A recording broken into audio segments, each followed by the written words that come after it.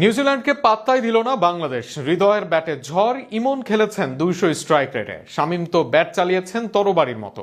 বল হাতে মাহিদি, রিশাদরা ছিলেন দুর্দান্ত। ফলে প্রথম ম্যাচে 183 রান সহজে টপকে জয় পেল বাংলাদেশ। ম্যাচ নিয়ে আরো শুনুন প্রতিবেদনা। একেই হয়তো বলে বাবারও বাবা থাকে, আর নিউজিল্যান্ডকে সেটি আজ প্রমাণ করলো বাংলাদেশের ব্যাটাররা।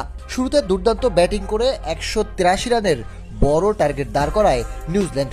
তবে সেই টার্গেটে দুর্দান্ত করেছে বাংলাদেশ দল। যদিও শুরুটা খুব বেশি ভালো হয়নি, তবে ভালো পার্টনারশিপ গড়েছিলেন সাইফ হাসান ও তানজিদ হাসান তামিম। তবে তামিম ঢুকেছেন ক্রিজে 25 বল খরচে করেছেন মাত্র 20 রান। তবে 16 বলে 17 রান করে আউট হয়েছেন সাইফ হাসান। দুই ওপেনার ধীর গতিতে খেললেও দুর্দান্ত খেলেছেন লিটন কুমার দাস ও তাওহিদ হৃদয়। 15 বলে 21 করেছেন লিটন কুমার দাস, আউট হয়েছেন ইসরোদির বলে।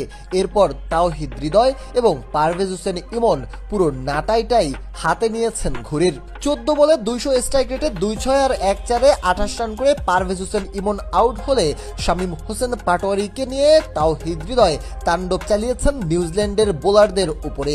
তার দ্রুত গতির 4-6-এর ফলে জয়ের কিনারায় পৌঁছে যায় বাংলাদেশ দল। এর আগে চট্টগ্রামের বীরশ্রেষ্ঠ মতিউর রহমান স্টেডিয়ামে টসে জিতে নিউজিল্যান্ডকে ব্যাটিংয়ে পাঠায় টাইগার অধিনায়ক লিটন কুমার দাস।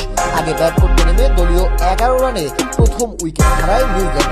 শূন্যতায় রান আউটে কাটা পড়েন টিম রবিনসন। এরপর কাটরিনা ক্লার্ক ও ড্যান ক্লেভার মিলে 88 রানের জুটি করেন, দুইজনই 53 রান। এরপর মাত্র 18 রানের মধ্যে 3 উইকেট তুলে নিয়ে ম্যাচ ফিরেছে বাংলাদেশ। ক্লার্ক ও ক্লেভার সমান 51 রান করে আউট হয়েছেন দুজনেই রিশাদ হোসেনের বলে। অন্যদিকে ভেভন জ্যাকবস 1 রান করে সাজঘরে ফিরে যান। এরপর দ্রুতই আউট হন ডিন ফক্সরফ। 7 বলে 3 রান করে ফিরে যান তিনি। তবে টাইগার বোলারদের উপর চড়াও হন নিক কেলি ও জস ক্লার্কসন। 32 রানের জুটি করেন তারা। তবে দলীয় 173 রানে 27 বলে 39 রান করে আউট হন কেলি। শেষের দিকে 14 বলে 27 রানের ইনিংস খেলে 183 রানের টার্গেট দাঁড় করায় নিউজিল্যান্ড, যা যথেষ্ট ছিল না টাইগারদের কাছ থেকে জয় ছিনিয়ে নিতে।